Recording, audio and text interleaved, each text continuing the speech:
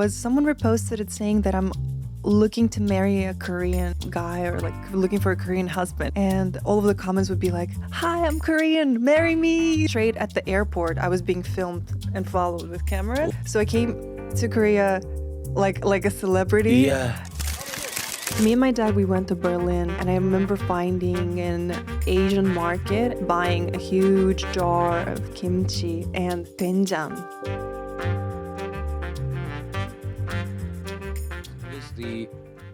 For my viewers that don't know who you are, we met on a TV program, a Korean TV program, and before that, you were already very well known. Were you better known in Russia or were you better known in Korea? Because you were already famous. I mean, if you have a million followers, you know, Yeah. you're well known, all right? Yeah. So that's where you started. Yeah, definitely Korea.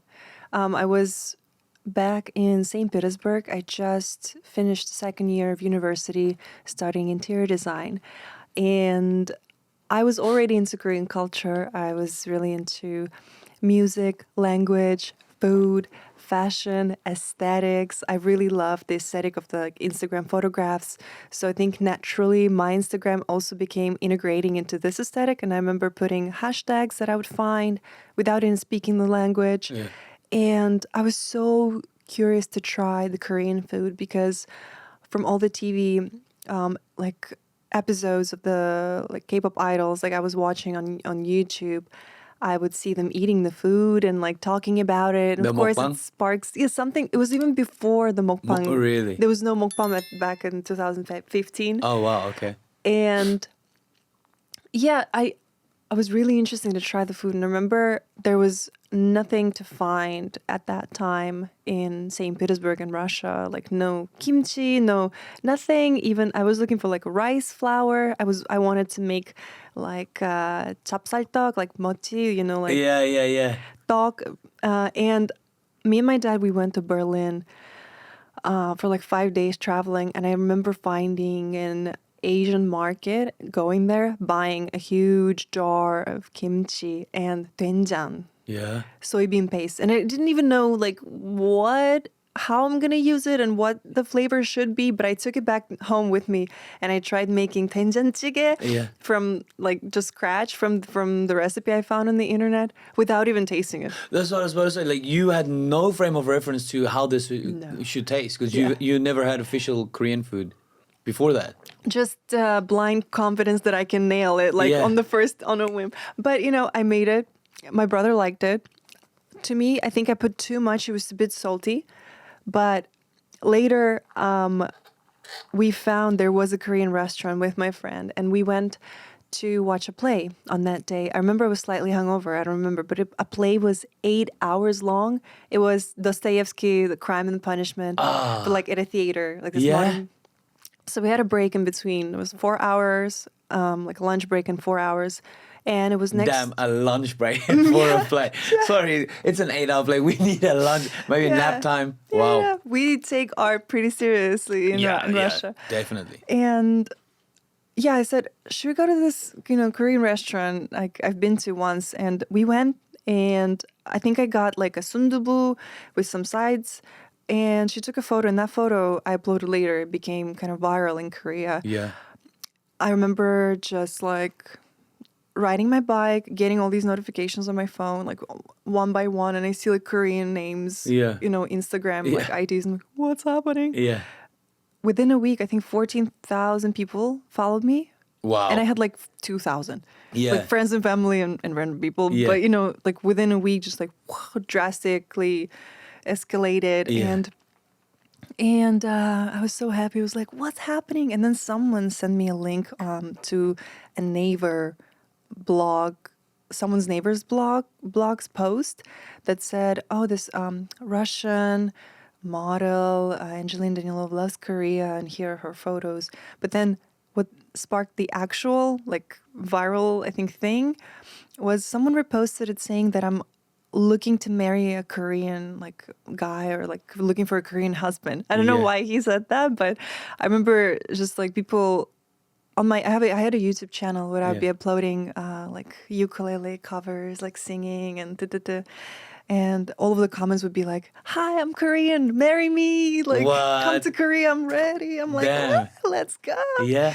And but alongside with that, I got some offers to actually come to Korea to shoot, and among those, Were you a model in Russia at that time? I was just doing it for fun. I did like a model school when I was maybe 15. And then after that, I just kind of automatically became a part of that agency that did the modeling school. But I loved taking photographs or posing for photographs growing up. So I'm like both filming, editing, and also like posing, you know? Yeah. Always wanted to just like Be in the front, but also behind the camera. double myself so I could Yeah, just yeah, be yeah. one duo. But anyway, and I need a twin, goddammit. exactly, right? But yeah. So I was invited to come to film a TV show in 2016. Okay. So for a whole summer, I'm like, I'm gonna go to Korea, and I think I just turned 18, or I was 18, and I've never traveled by myself anywhere before that. So I just told my parents, my friends. My parents like, yeah, if you want to go, sure. And then we, of course, looked everything up. Like, oh, it seems relatively safe. It's very safe. Yeah. So, and everything is okay, good. So I just went. The experience was insane because, well, straight at the airport, I was being filmed and followed with cameras. What? Because I came to film a TV show program and I wanted to capture the whole You arriving. process. So I came to Korea like a celebrity. Yeah. And I And you'd remember, never been. No, and people, without knowing who I was, just because I was being filmed, they were asking to take a photo with me. Yeah. Like an airport 경찰, like officer, like Yeah. policeman, also Yeah. has to take a photo with What? I was happening. Yeah. And then I was taking in that like, carnival van. Yeah. Like there was already a manager, like people I was taken to I think a hotel. Then they took me to get a massage. I'm like, this is not bad. I think I might want to stay. Might stay for a while. And I did. Yeah. Yeah. I mean, yeah, you're now, what's it, 10 years later? Yeah, it's 10 years. I had no idea that's your story, because that must shape or obfuscate your view of Korea. That must distort it quite a bit, because you literally arrived as a celeb. Yeah. You had never experienced Korea before becoming famous. It's like, Chris Hemsworth arriving here. It's Wow, like, what a compare, but thank hello. That's like that's the level, because you arrive and people are already taking photos, and I guess it just exploded from there. Wow, so you went from like 2,000 to over 1 million, and so that was your thing, your brand, your identity for a few years, right? Because I guess Yeah. that's how you work. That's how you made a living. Yeah. When you stayed. It was quite fascinating, as I say to a lot of my friends. It's like, when you switch timeline or like a parallel, just like in everything all at once. Yeah. I feel like I've just like jumped into this parallel reality where I'm like a celebrity or Yeah. known person in Korea. But what is more fascinating about this experience is on the third day of my arrival to Seoul, without even seeing Seoul much. So it's like massage hotel, interview. Yeah. And then they take me all the way to Namhae. Namhae-dong, like Namhae. Yeah, beautiful ocean. Beautiful, Yeah. but it's like the furthest dot on the south of like Korea, like at the end, right? Yeah. And I stay there for 15 days in the village of like cascade rice fields, planting rice. Yeah. Like You we're did the living monegi. on the farm. Wow. Of course, like cleaning after cows, going to the beach, filming the TV reality show. And we were like, this is my first experience of Korea, not like in Seoul, but somewhere far in the farm village with local people. We even threw a party. We invited everyone locally in the village where we were filming at, and they brought like pajeon, makgeolli, and we all cooked because there were 7 foreigners. Yeah. The whole concept was like Babylon, like Babel Tower. Yeah. And we could only speak our mother tongue. But within 15 days, we were allowed to make our own language. Okay. Yeah, so we did 300 words, by the way. Really? Yeah, thank you was 고감시, and like shower was touche-toi.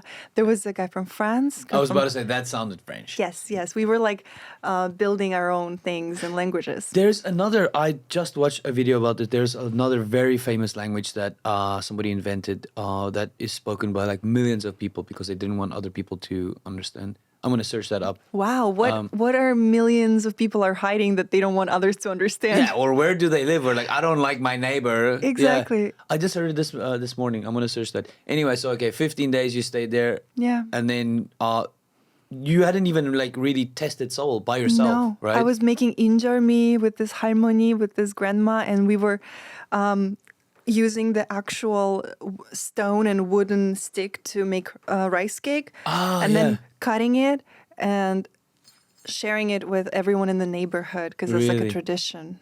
And she was almost marrying me to her grandson. I'm sure she wanted to. Because the only thing I knew what to say was 네 Yeah. at that time in Korean, so I kept saying 네. And she was like, "Oh, 우리 예쁘네. 아들이랑 결혼하겠네." And you're like, "네." 너무 좋아요. Yeah, wow. Yeah. That's amazing, but also scary. I feel like so the show finished, and then you just stay at the hotel. Did you go back to Russia, and then you're I like, got, okay, I'm like- moving. I got like other things after that happening like a snowball.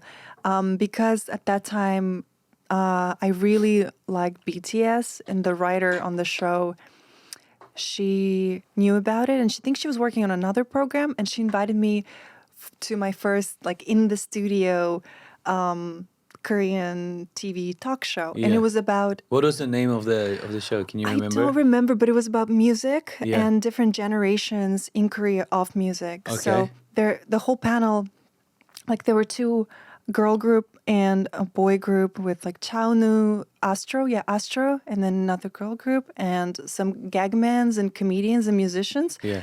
And I had no idea who anyone was. Yeah. And I barely spoke Korean, but I knew BTS. And that's what I was there for. They asked me, so we were going through generations of music, like more older ones, and then there was trot, and then how music was changing, how the field in Korea. And then we got into like 2015, 16, and then talking about BTS. And then, they asked me like, do you... My time. Exactly. I'm like, time to shine. Yeah. They're like, do you know BTS? I'm like, yeah, I do know BTS. Are you still into BTS 10 years later?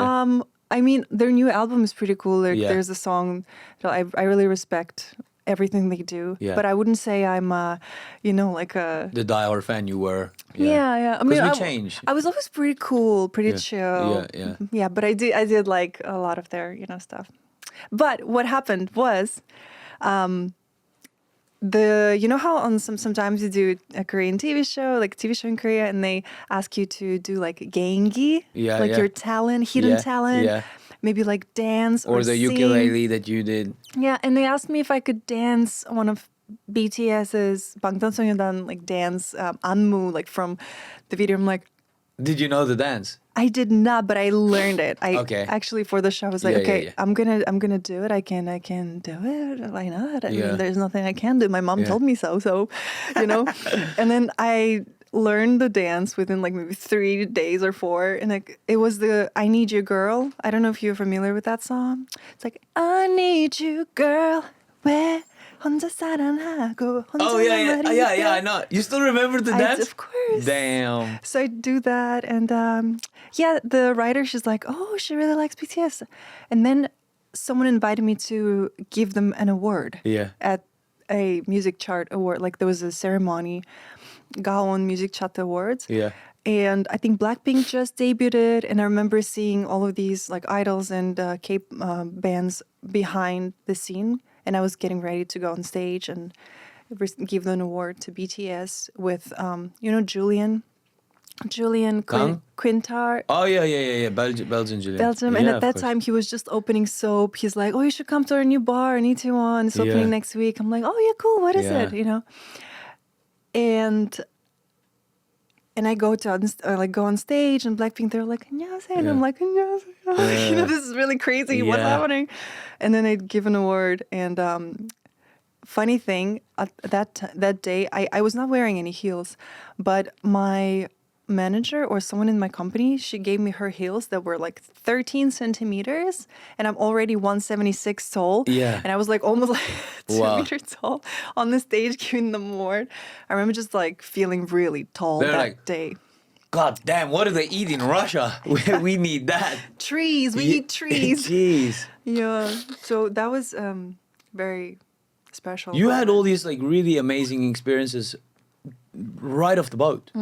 Just I have within. so many stories. I think one day I want to write a book or something. Yeah, you should. Yeah.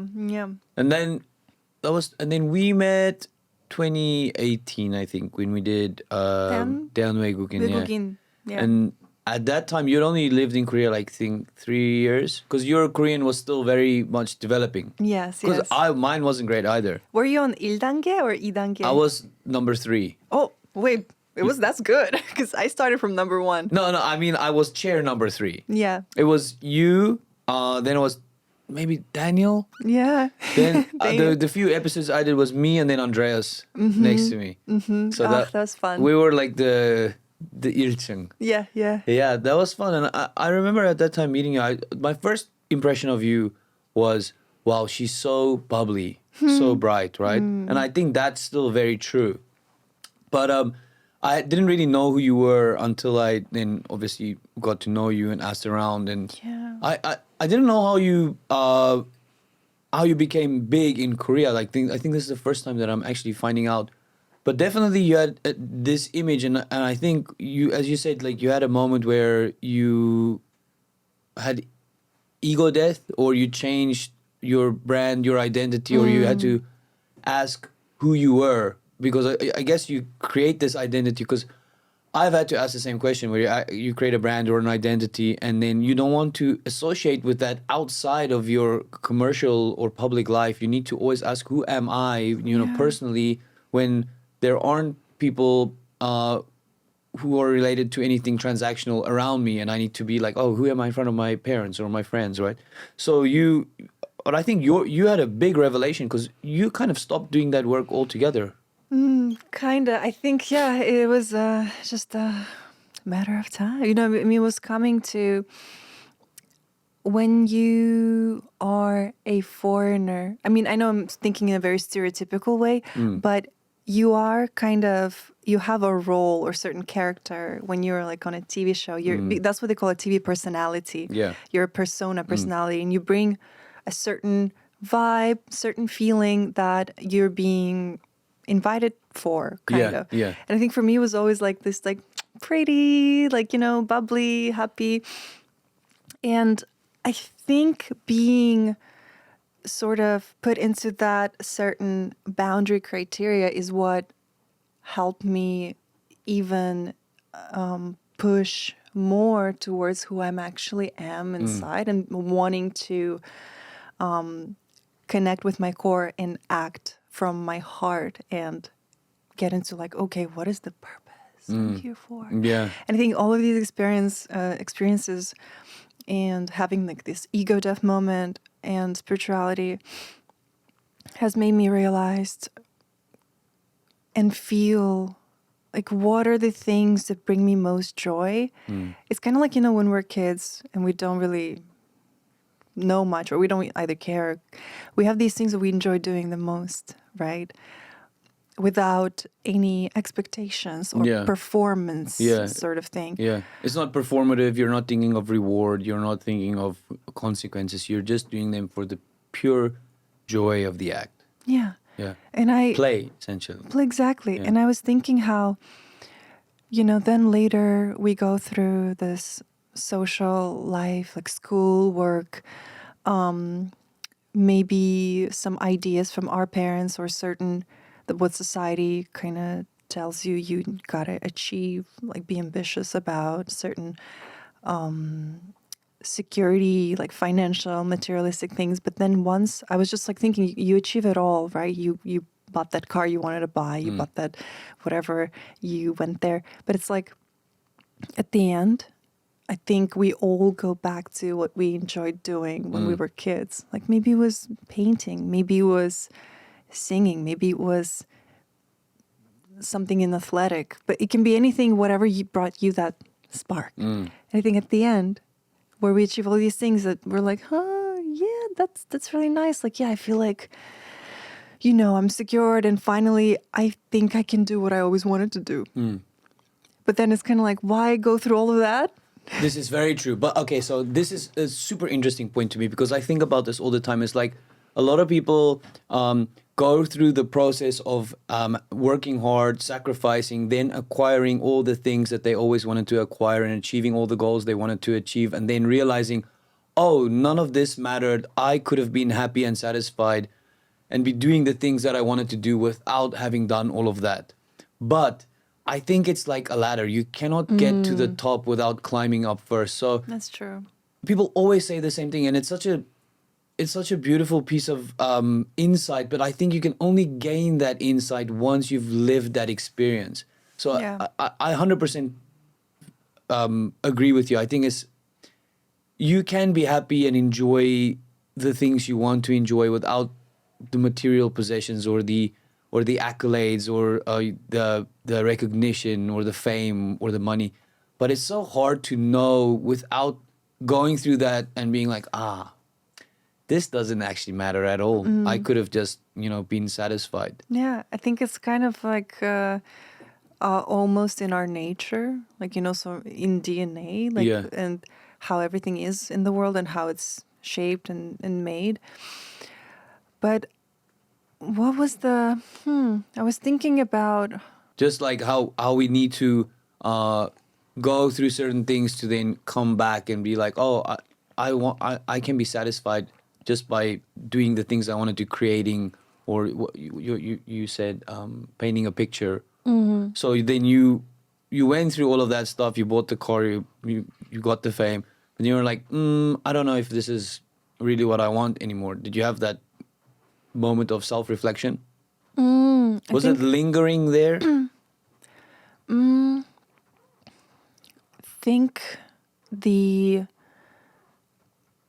importance we put into things, like how certain thing they didn't matter anymore, and then you realize what matters is what I realized for me. What mattered is it's kind of like an ongoing thought, First it was like, yes, just like all I need is nature, just being healthy, and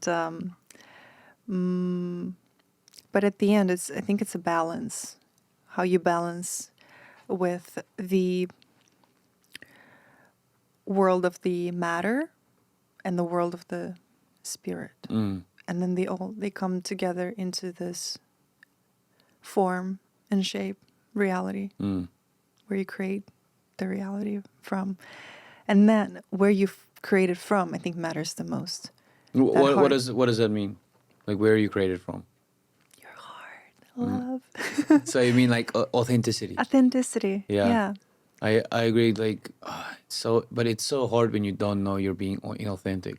It's one of my core values is authenticity, but it's so hard because sometimes I'll look back at something I did or said, I'm like, I don't think that was authentic. But my subconscious must have known, but the subconscious is so slippery. It'll lie to you while you're doing something. You're like, this is what you want. This is what you want to be doing, and then you're like.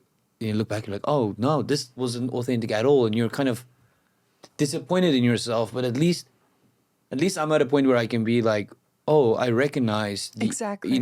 in authenticity of the action or thing I did. But it is so true. Being authentic is just the truest form of self-expression and of love. Whether you're authentic with the words you say to people or the actions. But it's hard because I feel like there's this line with being authentic where you can actually hurt people. So if you're like overly authentic, like, oh, I'm going to be myself. This is who I am. What if that's an imposition on someone, whether it be your actions or your words, like, I don't want to lie to you. So you ask me something and I'm just like authentically straightforward or myself. And it's like, I think then that would be a part of your experience. I think if you realize that it's hurting someone, then you probably wouldn't want to do that, at the end. But then if that brings you hardships, then I think that hardship is a part of your becoming. Like all of these hardships that are coming our way are only there to liberate us further. If it wouldn't been a hardship, you wouldn't even notice it. It would just pass by like, oh yeah, I've been there, like, or, you know, this already, I know what to do and I'm not doing it the same way. But if you keep stumbling, it means that there's still things to work on. And if we're talking about like this liberation or the authenticity, connection with yourself and with the world and harmony. Yeah. Yeah. Hardships are cool. It's good. I mean, I like hardship. I mean, I like it, but I consciously, intentionally put myself through it. I mean, there's a reason why people. Why? Just kidding. Exactly, yeah, because you learn from it, right? Yeah. There's a reason why people run marathons or why they try to cycle from Seoul to Busan in 24 hours or why you do hard things. It's because learned, controlled hardship conditions you to be able to deal better with unexpected hardship when it does occur. I think if you're too sheltered and protected your whole life and just the tiniest inconvenience happens in your life and you crumble, that's not how you want to live your life, I feel like. So I just try to make my life as uncomfortable as I can in certain senses so that I'm ready for that. Yeah. Or kind of, for me, it's like, I don't seek the hardships per se, but I'm super fine and I'm ready whenever one comes my way. Always? Have you never been like, this is pretty shit? Yeah, and like crying and feeling it all.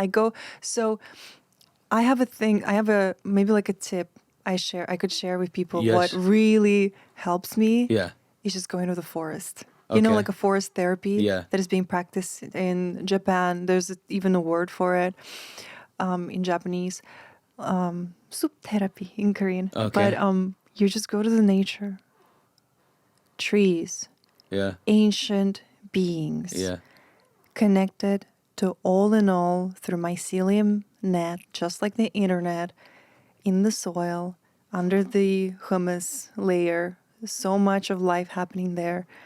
And they've been here way before us, right? 5 billion or something like that. I know. And I always say, be more like a tree, learn from the trees. Yeah. I go into the woods, go into nature. And I can't explain it, but it lifts the whole seriousness of whatever hardship, whatever problem I might be thinking. I'm like, wow, it's just so silly. So irrelevant, yeah. So irrelevant. The mycelium thing is interesting because, I mean, that's where the stoned ape theory comes from, right? Psilocybin. Oh, the psilocybin, yeah. But the mycelium is essentially, what was that biologist's name? The one that first popularized the idea of the myceliums communicating throughout Something the world. with M. No. Yeah, he's like the mushroom scientist, Yeah, right? yeah, I know exactly. And he has a hat He had a from little mushrooms. hat, right? So Exactly. cool. Yeah. Yeah. And it was so interesting for him to hear him speak, and especially about the mycelium and how all of the trees are communicating. Yeah. And this makes me think of Avatar. Oh, 100%. That's why I love that movie.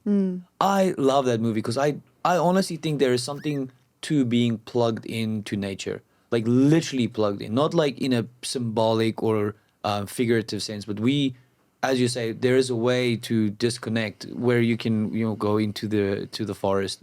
Disconnect to connect. Yeah, disconnect from Noise. this. Yeah, because I mean, This is just a dream. I think this is kind of like a dream illusion. We're all collectively dreaming. Each one we create our own, right? yeah, Maybe it's being created, passed by your parents or environment you grew up from. yeah, I think our mission is to clear out the fog, get back into the core, this sort of place of nothingness to begin with. Become an observer, don't judge through the mind, yeah. the prism that Exactly. mind wants to. It's like we have these filters, right? Yeah. You get past. It's like a pair of sunglasses. You put in a pair of sunglasses when you turn 7 because you've been conditioned a little bit by your parents, and then you have friends and you put on another lens, and then you get a little bit older, maybe social media or teachers, and you put on another pair of lenses. And by the time you're like 25, you've got like 5 different lenses in front of your eyes. So you're viewing the world so distorted due to the influence that you've received throughout your childhood that you think this is your reality, when if in actual fact you could go and remove them one by one, I think you would experience the world so differently. And I guess that's what our subconscious is, right? It's just all of those layers of influence that we've accumulated. But it's hard, because how do you tell somebody this kind of stuff without sounding like, what the fuck is that guy smoking? You know, it's not like I don't think it's that like complex or crazy to think about it. Like, we are just 100% a product of our experiences, and if your experiences are from people that have influenced you, then that's going to be your reality, right? Yeah. We can't really know what's happening in other people's minds, or neither we can put our eyes and put it into yours. We're all going to be experiencing our own reality. It's just kind of like is it quantum physics? Like the smallest particle atoms, like moving around, they're being, so they move in patterns, right? Or like chaotically, but they become moving in a certain pattern when being observed. Yeah. So because everything is made out of these atoms, like these particles. Yeah. So they take on a certain pattern, a certain shaped When they're observed, position when they're observed. versus when they're So not. you can't actually track their like infinite like state, like, or what they usually look like. Yeah, yeah. And I always come back to that. It's crazy. It's like reality is built from the mind, from the heart, right? So whatever you're thinking, becoming reality. It's like, you can say manifestation, but I believe in manifestation. beliefs, Yeah. faith, Yeah. all of that, like little things that build your day-to-day life, like how you perceive things, right? Where like you perceive and then we react, right? Yeah. So I often think about that, and in meditation, where you what you do is you just like clear the mind, you quiet the mind. Even if you keep having thoughts, it's not about fighting them. It's about observing them. Yeah, allowing them to pass like a bus that's not yours, right? You're just like, oh, okay, another bus, another bus.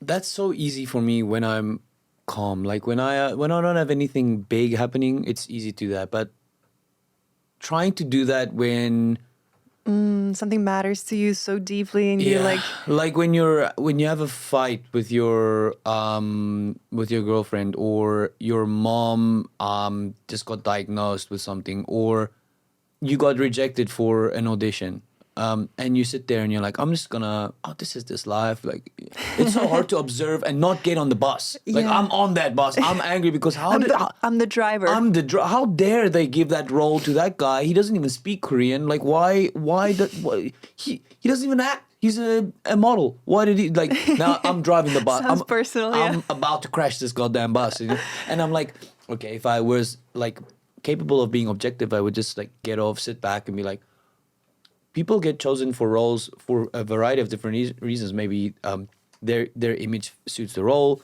Maybe they were just good, in the audition, or a good actor. And like, it's so hard to have that perspective when you're in the moment. Yeah. Now, how do you do that? Because it's good to know theory. Yeah. But application, that's the I think hard breathing.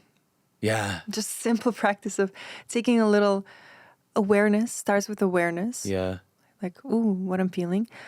But also, it's fine if in the moment that's what you felt. It's fine if you screamed, expressed anger, sadness, you cried, you did all the things. It's okay, I don't know if I agree with that, because, for example, I was in the bank a couple of days ago, and I wanted them to do like something really simple. It was like the most simple thing that I went in there. It should have taken like 5 minutes. And I had an appointment an hour later. I got in, and it was a 신입사원. So she was new, and I was like, all right, she's like doing something, and I was like, okay, this is taking quite a while. Like, can I help you? What's going on? It's like 15 minutes, 20 minutes, and she's like calling, and then I was like, okay, it's just taking quite a while now. It's 30 minutes. I'm like, actually, can you just do like forget that other thing? Just do this one thing, and they're like, I'll be out of your way. Like, don't worry. And now I can feel like I'm getting like frustrated and angry, and I'm like, oh, this isn't her fault. Like she's there. She's obviously she has to learn, but it doesn't help. Even recognizing your feelings and the situation, it doesn't help you, even in the slightest, to like control your emotions or your feeling. And that was it made me feel like it's not okay to like be angry. I was like, I should be more understanding. Like I didn't think it was okay for me to feel this frustration. I think for each part, there's a certain way to handle things. For example, there's a practice of full just acceptance and what's that word where you kind of let go, you not submerge, but you have Relinquish? that's a good word. But no, it's not that. Sorry, I didn't make it. Yeah, it's sort of like you let go to the flow of whatever the flow. You just trust the flow. You know, it's like this word, almost like not giving up, Yeah. but acceptance and release. Succumb. It's like way easier, way. Okay. It's like I'm gonna remember and I'll let you know. Yeah, yeah. But it's what it is you just fully trust. You first become kind of like water, or you become the flow. You just let go, accept, relax, breathe. And this is the practice with breathing and relaxation and just acceptance. You trust into wherever the flow will take you. You let go of the control, because with the control is where like we try to control things because we think we have to, because there's like this fear or the sense of survival mode that we have within. But once you realize, okay, I'm safe, no matter what's going to happen, I'm going to be okay, you know, it's just like, I'm going to let go and see, like I have a good faith and trust that this outcome eventually will take me to like where I belong, where I'm going. Where I need to go. Yeah. I'll try that, yeah. Because I try to... daily I try to be a better version of myself, and a lot of that includes in working on yourself and being more aware of your flaws and being more observant of your surroundings. And so you're just so much more aware of the things you do wrong and like what you're bad. You're like, oh my God, I'm so impatient. Oh my God, I'm so controlling. Oh my God, I'm like so like this and that. And it's hard to not let that kind of awareness of your flaws make you negative, because then because negative speak is also very bad. So you'll be like, why am I like? And then you're like, okay, no, it's okay. It's okay to be like that. Like because the negative speak is just like an infinite loop that just can drive you towards being more negative. So it's important that I tell myself to recognize and then acknowledge, but don't linger. So sure, this is what okay, that's fine, and it's okay, and then you just let it go. Like, okay, I'm gonna do better, or I'll be next time, or I'm gonna improve on that, or Yeah. don't let it taint your mind for a long period of time. Surrender. That's the word. Surrender. Surrender. Okay, yeah. Yes. It's hard. Yes. It's hard to surrender. Because Because you're just like giving up the only thing we have, which is control. But also, when we want something so badly, we put so much value and seriousness onto what we want that we tend to self-sabotage and lose it. And then we feel so strong about it because it's something we really wanted, and we kind of like in this state. But it's such a paradox. It's like we can get it if we stop wanting it. Have you ever heard about it? This kind of theory. It's like when you want something, you get more further away from it. Yeah, yeah. And once you stop caring. Yeah. You're just like really cool about it. Yeah. Like if it comes my way, then it comes my way. If it doesn't, I'll be fine. This is an analogy that guys use. Like Hmm. if you go out and you're like consciously trying to meet a girl at the bar or at the club, Yeah. if you're like trying to pick up a girl, you become desperate and you over Exactly. eager, and it's like it's never gonna work. But the guys that end up with a girl in the most simple, easiest fashion is the guy who's just like who doesn't care. Like he's not really out there to try and get anything.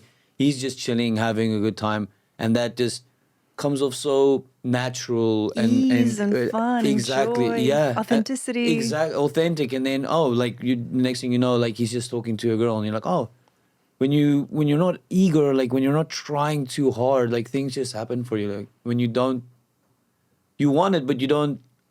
Because it's like it comes, wanting something comes from scars from not having. And that is the low frequency energy. But when you're like, I already have it all. But like, I am just surrendering and I'm flowing. I'm like very fluid. I'm very flexible. And it comes from abundance, the abundant state that attracts more abundance. It's like the law of Isn't universe. that so true, right? There must be something to that, because if I think about like, again, just coming back to like relationships, it's so funny when you are in a relationship, for some reason because you're not looking for anything else, you're so comfortable and confident in yourself. That's when people start coming your way. coming your way, and you're like, whoa, like why is it so easy now? Why are people like approaching me where they weren't at all before? And you're like, oh, it's because you don't want it. You're so at ease and comfortable with where and who you are. That makes sense. I guess it's the same with like rich people. Like they're rich and they just keep getting more opportunities Yeah. and more work, and it's just because maybe they're doing it for the right reasons. My mom, she said, the more you give, it's kind of like with money, that money love movement, right? You Yeah. can't just like, money and keep money. It's not how they work. Money Yeah. is energy. It's Yeah, the yeah, flow. yeah. You gotta put money, you're gonna give money Yeah. to like receive. It's like it has to be in the movement. Yeah, Same yeah. with energy. I think the more you give, the more you receive, right? If you're Oh. trying only to get, Yeah. then you won't. This is one of my I would say this is the number one. I every year, the 1st of January, I set a motto for the year. And this year, my phrase for the year, the thing that I wanted to live according to, was give more than you take. That's for Beautiful. 2026. So whether it be like, oh, my friend's asking something from me, like I'm so like 귀찮아, so like I don't want to do it, but I need to give more than I take, like, or an opportunity or food or whatever, preparation or mental energy or love. And that's so true. Like That's beautiful. I felt like, oh, the more I do this, the more things just come back to me. And it's not like I'm doing this because I want them to come back. Yeah. I'm just doing it because that's what I'm gonna do this year, and like things just start happening the more I do that. So it's like a glitch, Yeah. You found what do you call it? Loophole in the yeah, matrix. yeah, exactly, yeah, and a hack, A hack. and it feels A so good. cheat code. Exactly. Mother load. You played Sims I did when I was younger, but I mostly or just GTA? no GTA, Sims, yeah, but I always just try to get them in the shower and then delete the shower. That was one of the. Oh, yeah. Oh. I heard that's a thing, so I was like, To see them naked? Yeah, Yeah, I want to yeah, see yeah. these Sims people naked. I was young, okay. There were modes too to put them like outfits that looked like they have genitals because originally they don't, right? It's Yeah, just right. They look like Ken and Barbie. Yeah, mhm. exactly. Yeah, it's so funny what we're interested when we're young. Well, I guess it makes absolute sense. I You're loved right. Sims. I love it. Yeah, yeah. Played a lot.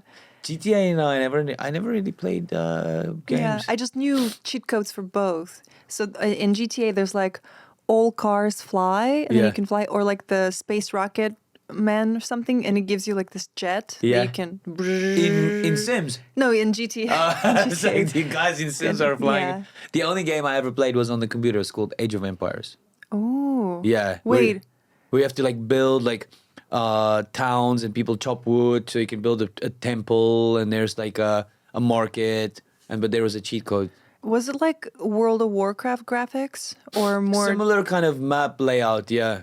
I always played that when I was at my dad's house because he loved it, yeah. But other than that, I think one thing that I'm very grateful for living in South Africa is just a ton of playing outside. Oh my God, South Africa. Can we just like talk about you for a little bit? Damn, South Africa.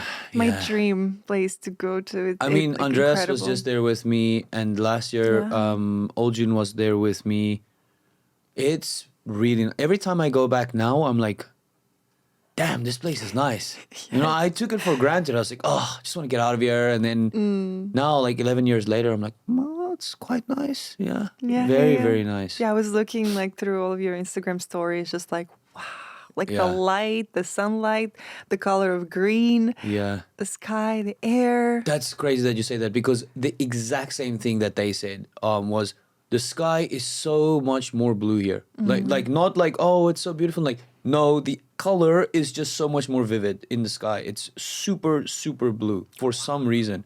I don't know if it's like the position or Probably it's usually because it's like, closer to the equator. yeah. That and maybe less pollution. It was just the colors are so much more vivid, and it's nice to be there. But I don't want to. What's the right fantasize about South Africa in a sense because it has a lot of problems and the main reason. I mean, if you love nature, you can't compare it to anywhere in the world. I feel. I mean, I haven't been everywhere, but for me, like it's number one. But I don't know. Safety is like so important to me. So Yeah. I'm willing to. You must know how I value safety. Like I'm willing to give that nature up for Of course, to be alive. to be safe. Yeah. Yeah. Skibbity ho, just a quick stop. Want to say thanks to our sponsor, Freedom. They've been sponsoring this podcast for the last year. And honestly, without them, this podcast would not be possible. Their undying and unwavering support have helped me grow this channel. They're always willing to help. So I would love you guys to please go and check out their products. Link is in the description. Thank you, Freedom. Maintaining your health with certain things like herbs, teas, Yeah. working out, wellness, Yeah. moving your body, yoga, aromatherapy, like what I'm really passionate about. And that's what you've been doing recently. Yeah. Because yeah. I don't want to say I feel like you've reinvented yourself, but this the Angelina that I know. Yeah. And like from in the last, it's been a couple of years actually. It's just it's like a different flower that's budded. There was an ego death moment experience amidst the whole thing happening, kind of in a Really? way. Yeah, maybe around like 3 years ago. What happened? I mean, I was always into spirituality because of my mom. Growing up, she took me to like my first yoga classes. I always watched her take retreats or these group meetings about different subjects like Ayurveda, yoga. She had a like wellness spa center in Russia, so she was really always into maintaining like this life work balance. I know I'm out of breath. I'm like It's the so stairs. excited. Yeah. It's like her just image herself. She was always an example to me. Like I'm like, wow, how can a human do so much and have so much energy?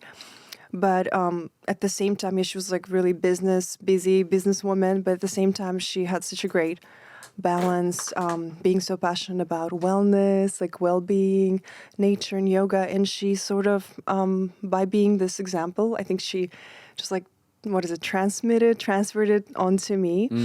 In the beginning, I was just like really fascinated by her presence and energy. She quite recently passed away, maybe in 2017. And I think that's where, for me, more in-depth into spirituality and these routines and practices, where it all started from, because I felt more connected to her and like her presence overall through all these things, because they just reminded me of her in the beginning. And then I just discovered so much truth and connection and healing through these things, because they brought me closer to myself, to our planet, to nature, and just overall the sensation of pure love, divinity, and light. And yeah, speaking of that ego death experience that happened to me maybe around like 3 years ago, it happened super randomly, I was watching a movie and I had an insomnia. Oh, what movie? You have to- Everything, everywhere, all at once. Okay. Yes. My friend, she said, "Oh, Angelina, you should watch this movie. I think you're really gonna love it." And it's been 2 years since she told me that, and then I was like, "Damn, I can't sleep. Like, I don't know what to do." And then I remembered about that movie, so I looked it up. I watched it, and then I remember just sitting there with all of my feelings, and that movie just being so spot on like what has been happening in my life and like the sensations I've been going through. And it's sort of been like the last drop, and I'm like, boom, into the void Yeah. of nothingness. Just like when you lose all anxiety, fear, whatever image, brand identity you've built around yourself or how you thought the world perceives you. So it's been really transforming to kind of just like be in that little dark place for a moment, and then through that discover light and love and your purpose of just like, why am I born? You know? Isn't it amazing how art is always the catalyst for things like that? It's always art, whether it be you take a walk through nature. I remember a story of a famous atheist who was walking through, he was on a hike, like a 3-4 day hike, and he came across these 3 waterfalls.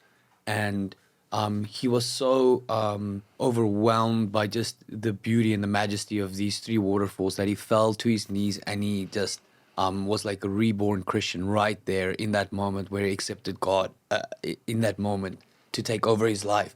And that happened just from like the beauty of nature, right? Wow. And it's so amazing to me when you think about any. For me, when I think about influential people when they've had experiences in their life, it's almost always due to some catalyst, which is art. Whether it's a film you watch, a song you hear, a symphony, or just a painting that you see. I wonder what it is. Yeah. I mean, that's why art is art. But what is it in something that could mean nothing to one person and can be revolutionary to you that makes art just have this effect on us? It's so unexplainable still. Exactly. And also same with, as you said, like nature. I mean, the most incredible artist is nature. Like Yeah. you go out there, you see all these like 3 waterfalls together, but then it creates such an impact on you. Yeah. It reminded me of that video a long time ago was roaming on the internet where a guy sees double rainbow. And he's like, Double rainbow, double all, rainbow the all the way in the across sky. Yes, I remember. That was like one of the very first YouTube videos that went viral. Yeah. Yeah, and it was amazing. And he was ecstatic. He was crying. He was. Yeah. Like that is exactly what it reminded me of what you just described Yeah. with the waterfalls. Yeah, it's beautiful. I'm so happy to hear that you had a moment like that, because I've known you. I think I met you in 2018, and I'm sorry to hear about your mom. I've known you for 8 years, and I didn't even know, so that would mean that when I met you, she'd Yeah. only passed away for a year, and I would have never known. Yeah, just people- meeting you, like you 'cause you never mentioned it or anything. Or I looked like I'm, No, like, no. yeah, people are, I have a friend who always was so surprised with my positivity. He's like, how do you do that? And I would never even imagine like things like that would happen to you, like these hardships you went through, because you're always like so positive and happy, and you sort of go through these challenges and hardships with kind of like such an ease, and I can only see you growing from it. And I'm like, yeah, actually, I think that experience only made me realize how much of a gift life like to be living. So every day became like, oh my God, like I'm just so grateful, and I want to live and experience this while I'm here. Yeah, and it's such a short journey. You blink and it's over. So if that was, I guess your journey kind of started at that time, 2018 or 2017, and then you say you feel like, would you say you feel like you had a complete reawakening when you watched the film? I think it was like, as I said, like the last little drop, but I think a lot of things were leading towards it. When I first came to Korea, I think there were a lot of kind of hardships, but because I was just so excited about everything, and there were so many new things happening in my life, meeting new people, learning new culture, language, and just like every day, I remember just being so busy, like another shooting, another like commercial, meeting these people, going out, like partying, like da. So I think there was just so much of the excitement happening that I kind of always had this mindset of being open to new things, and I kind of lost the track of my thought. What was I talking about? Oh, my journey. Your journey oh, in Korea. Yeah. So what helped me in the beginning to kind of balance this work life, like stressful things that were happening, it was yoga.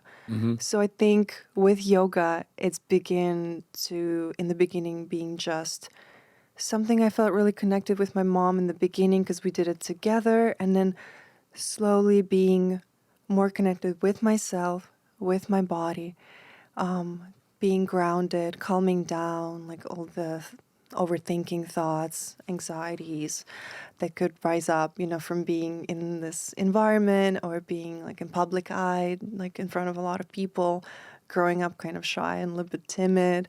So it really helped me to just quiet the mind, And I think that's where like the journey like begin with, through and with. Do you think it's only yoga that allows one to connect with yourself?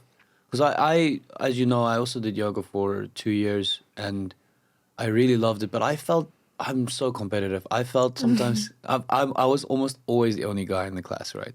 And then sometimes when there was another guy, I would feel like, all right, I'm gonna do this position better. Like I'm gonna deeper stretch. Better. I'm gonna do this pincha like all the way, And then I have to like rein it back. It's like that's not why people are here. And that's not why I'm here. Because sometimes, this happened to me a couple of times. It would be just like a normal class that I've attended 1,000 times, and I was just doing what's the one leg where you're doing the twist like this. And I was just following, there was a vinyasa flow, and I was just following the teacher, and I just started to cry.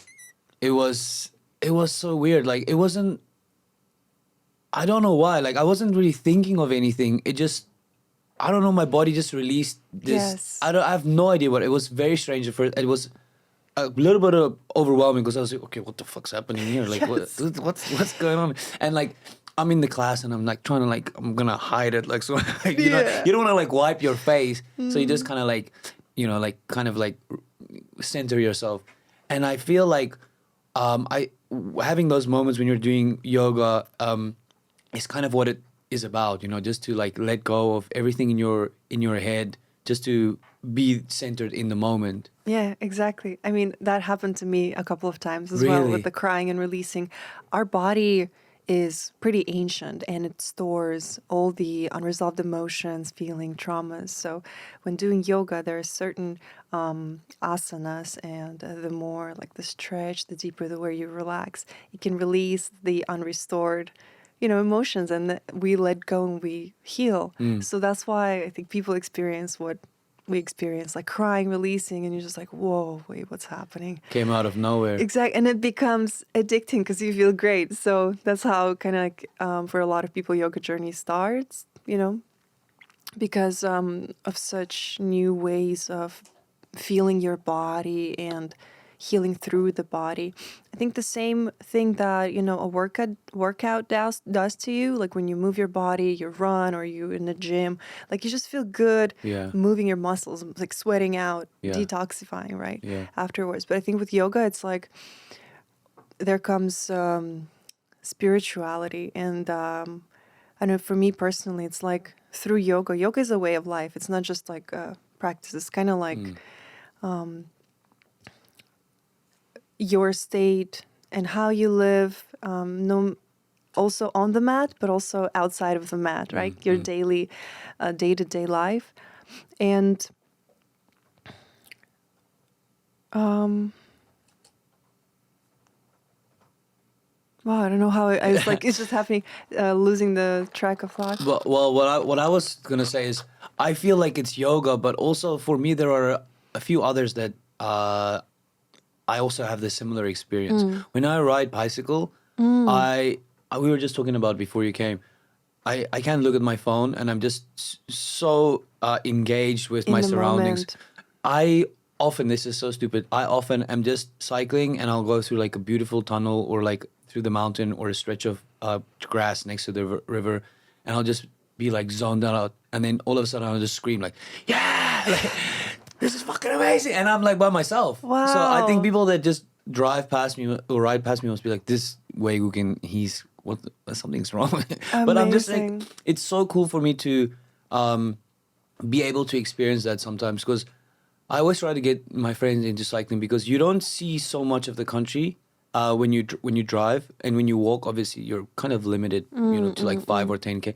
But when you cycle, there are so many beautiful hidden paths that I would have never discovered if I don't cycle. And just having your hands stuck to the handlebar and you're just observing is so beautiful for me. And I feel like it's similar in the way to yoga, because you're 100%. just there in that moment. Yeah, that's exactly the lost track of a thought I lost. It was exactly it, what you perfectly, beautifully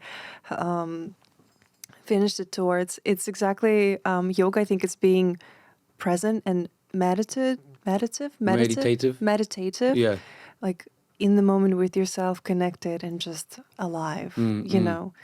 And what you described with like screaming and expressing and just living, I think this is exactly what yoga is. Like Yeah. besides just the hard poses and exercise on the mat, Yeah. I think some people might think about.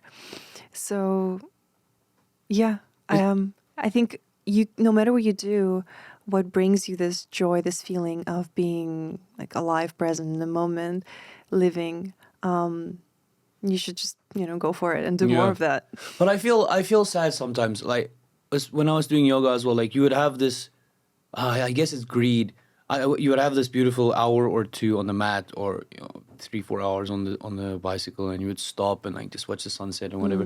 Then you get home, and you feel good. You have a shower, and then I'm on my phone, or I watch, and I feel there's always this up down, and I would just like the up to continue.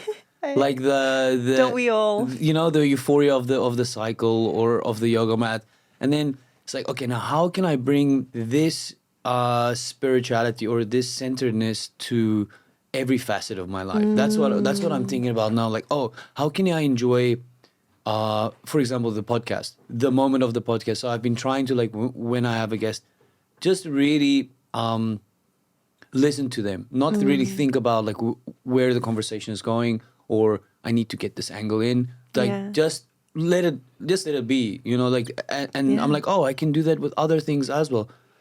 When I'm shopping, when I'm walking around in the mart, Yeah. just like, oh, what's this thing that I never saw that Yeah. Korea sells that they don't have in South African supermarkets or whatever. So just, I think it just comes down to like being present. Yeah, that's also like where the creativity is born from, right? The art, the pure art of game, unpredictability, freedom of expression. And I think about spirituality, it's actually having both the duality of ups and downs, the blacks and whites, the shadow and light. There cannot be one without the other. So something I've been really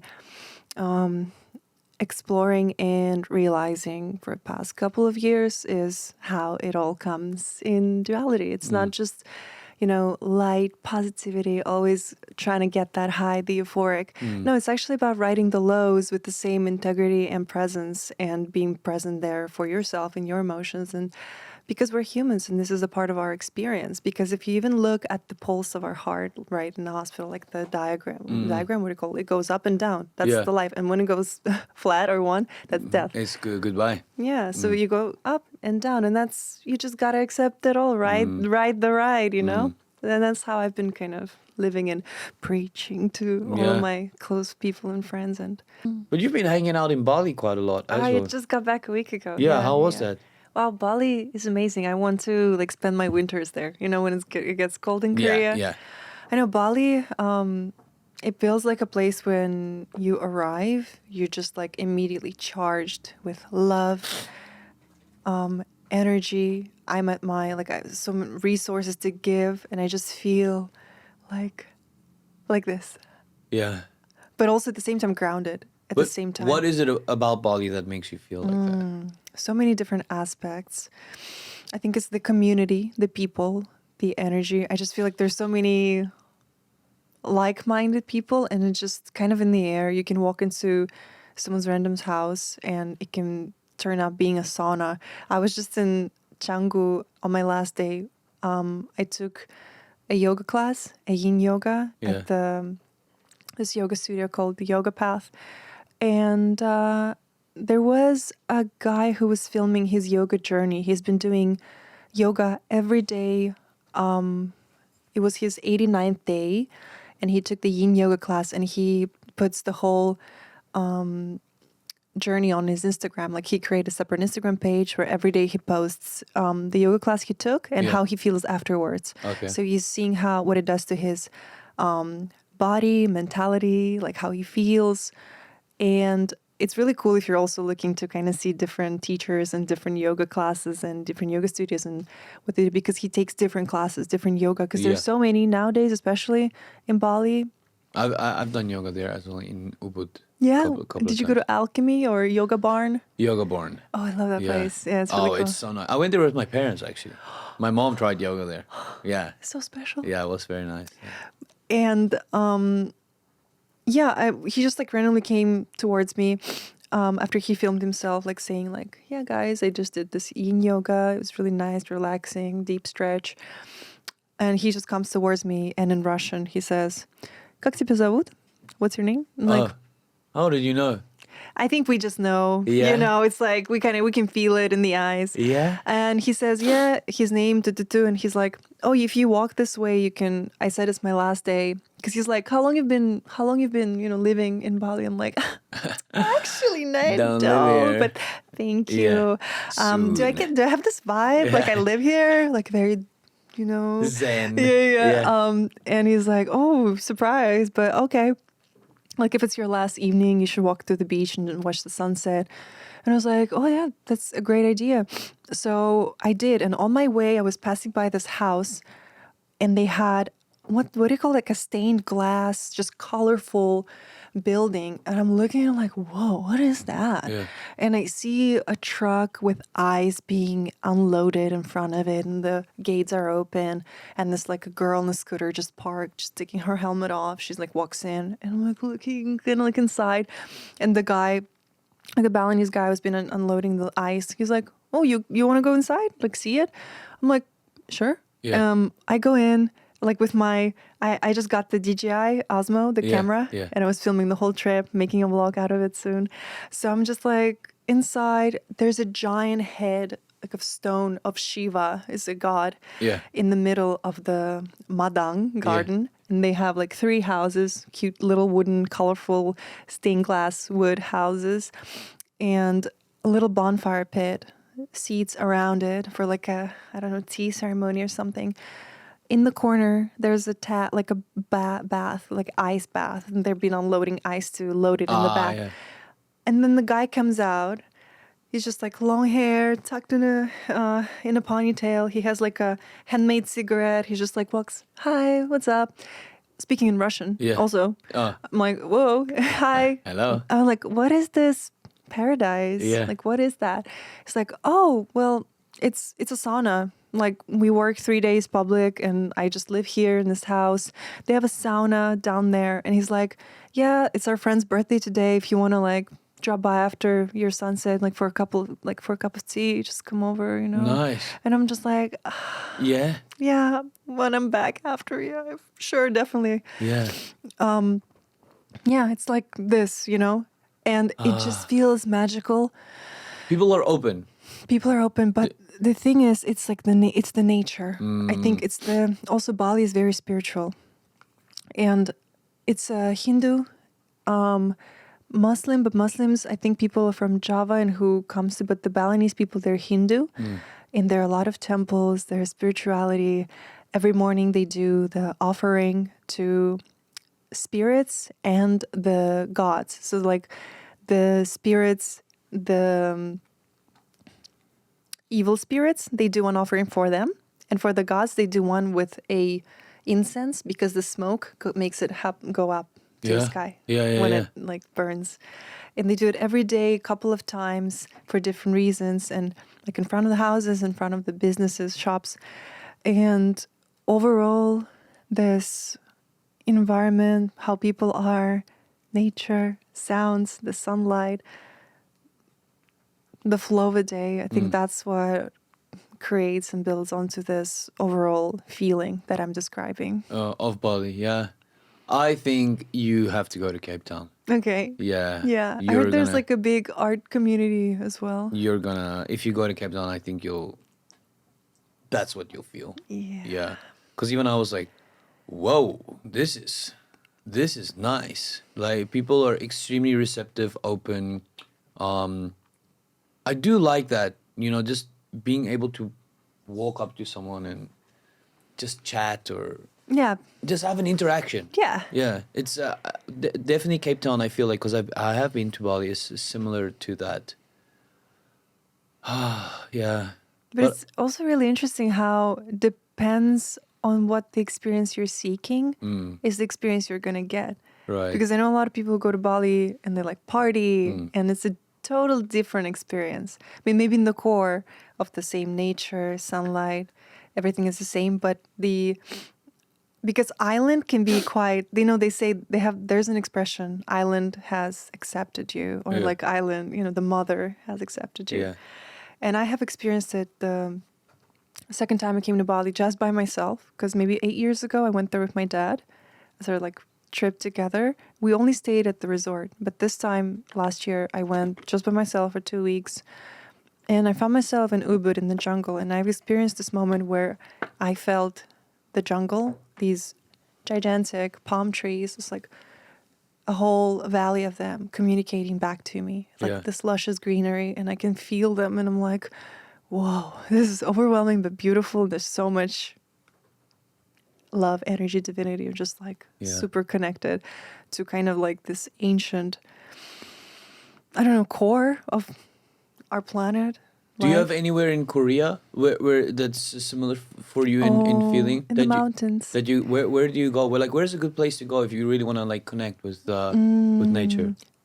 I'm gonna say Jeju right away. Jeju. Yeah. Jeju. That's cheating. Yeah. Okay. If I don't have to cross the ocean. Okay. I would say Gapyeong is incredibly beautiful. Yeah. I think it's Chuncheon. Chuncheon Mountains. They kind of have like this Alp looking mountain. There's a farm with alpacas, and around that area I remember feeling the same feeling, observing the mountain. And Andong. Yeah. Yeah. Yeah, I've been to those. I think one of my favorite is I love the East Sea. Like I love the East Coast. 고성, So good. 양양, 속초, 강릉, I just went this weekend. 소록산. Yeah. Where did you go? We 삼척? went Kosong. You went to Kosong? Yeah. We did Kosong. We rented bikes with my friend. It's her first time in Korea, so I was taking her to like some places, and we just like up to the north, like Kosong, like by the sea part. We were just like biking, and the glass house, like Kosong Glass House. There's this really clean, beautiful beach. So in the morning, we were just like walking the beach, observing the water, saving some sea slugs back into their habitat because they were washed on this shore. And on our way back, we stopped by Gapyeong, and we did wakeboarding. Oh, in the ocean? No. Oh, in Gapyeong. In Yeah, Gapyeong, there's like a hangan that goes all the way. Yeah. So it's called Namhangang. Namhangan? Yeah. Like South River. Because I also go there for the wakeboarding. Was it your first time? No, I did it before. yeah. I also do kite surfing. Kite surfing? Yeah. Damn, I've never done it. We had a kite surfing school and windsurfing too on the beach in Montenegro, like before I came to Korea. Really? My mom. No way. So I told you so many different ideas and projects. Yeah. She fell in love with Montenegro the first time we visited as a family in 2007. It kind of became like a famous touristic destination among Russian people. Yeah. And she just fell in love. And then she came back by herself. She, I think, took a loan from the bank, and then she bought some land, started building a house, and it became our summer house that every year we would come spend our summers there. And then Airbnb, one floor, just Is it far, Montenegro? From where you're from St. Petersburg? Yes. Yeah. 4 hours by plane. It's by next plane. to Croatia. It's the Balkans. Yeah, right. Croatia, Montenegro, Albania. Yeah. I think Greece, like Serbia. Yeah. And all the Georgia. Bosnia. Yeah. Georgia. Yeah, like here. I'm very interested in going to that region. I want to go to Georgia. Maybe I'll check out Montenegro then. You should. Because You I've never been that should. side. Yeah. Nice. I'll give you all the recommendations. Oh, what please, to do. yeah. Go kite surfing because that is Yeah. very high on my list. I've never done that. Oh my God, you should definitely. Yeah. In Montenegro, there's a beach that's like 12-kilometer long. Wow. Pure volcanic sand. Yeah. It's healing. It's actually healing. You should just go and like bury yourself Just in lay that. in it. Yeah. Yeah. It's going to take all the negativity, all the like toxins, energy away. We had a beach for 3 years in a row. In Montenegro, you got to apply to get the permit Yeah. to do something on the beach because like 12-kilometer beach, and it's like Sectioned off. sectioned off, so yeah. some people can build their stations or cafes or bar. So my mom did that, and I was like doing yoga for kids. We had like a kid camp. So me and my brother would do day by day every summer Yeah. at a bar, making like coffee, smoothies, sandwiches, and then one would rest and then switch. So I would like kite surf, and then he would. What an upbringing. I know. Isn't it so cool to be able to say you did that? Like my parents had a diving school in Mozambique. Wow. So it's very similar. I went to Mozambique twice a year for 3-4 weeks, and we would just scuba dive. And Where is Mozambique? I've heard the name, but I don't know on the map. South Africa's right at the tip of Africa, and then we have 4 neighbors just to the north. We have Mozambique, Zimbabwe, Botswana, and Namibia. Wow. And Mozambique is like this long stretch of land on the east, and it's I think it's like the 6th poorest country in the world, so it's very, very underdeveloped. So whenever we would go there are like almost no buildings, so it was like really roughing it in nature. And that, like, I was always like when I was younger, like, I don't want to. Why can't we just go to a resort, you know? And now I'm like, oh my God, I'm so happy I grew up like that. That's amazing. I get to like, I was scuba diving or I was free diving just every day. Wow. If I wasn't doing that, I was like surfing. And that's such a cool, childhood, I think, to have now. I wouldn't change that for the world. Same. But so we're fortunate, but we don't always know how fortunate we are until enough time has passed. Or we're faced with some like contrasts. Exactly, yeah, to kind of hold up the mirror or something that allows you to reflect. So I usually ask my guests to import one piece of advice or wisdom on me before we finish. Oh, there were so many. I think I've Yeah, you've already given me so. just straight from the Yeah, arrival. You could even, it could be one that you've already mentioned or something else. Piece of advice to you. Yeah. I think you're doing everything so beautifully already. I'm so proud of you. I love watching your work, how amazing you are with all the also example, what you show on your social medias with how, you're very active. You know exactly what you're doing already. But the piece of advice, keep doing that, keep living what brings you joy, doing more of that and sharing that light. Mm-hmm. Share the light. Share the light. Thank you. Thank well, you. today's been really fun. Thank you. Likewise. Yeah. I enjoyed it so much. I hate how quickly time goes by when I'm doing the podcast. When we're having fun too. Yeah. Oh, by the way, I want to ring the bell at the end. I got this in Bali this time. I built it kind of myself. Pick the thing. There's a bead inside. Okay. It's for harmony and balance. That's what I was told. Is that how we ended? Yeah. Yes, that's so cool. Thank you so much for having me. Thank you for coming. Just want to ask a small little favor from you. Could you please like and subscribe, and if possible, share this video with someone that might be interested? Your support goes a long way in helping us grow the channel. And a bigger channel means bigger and better guests. Thank you.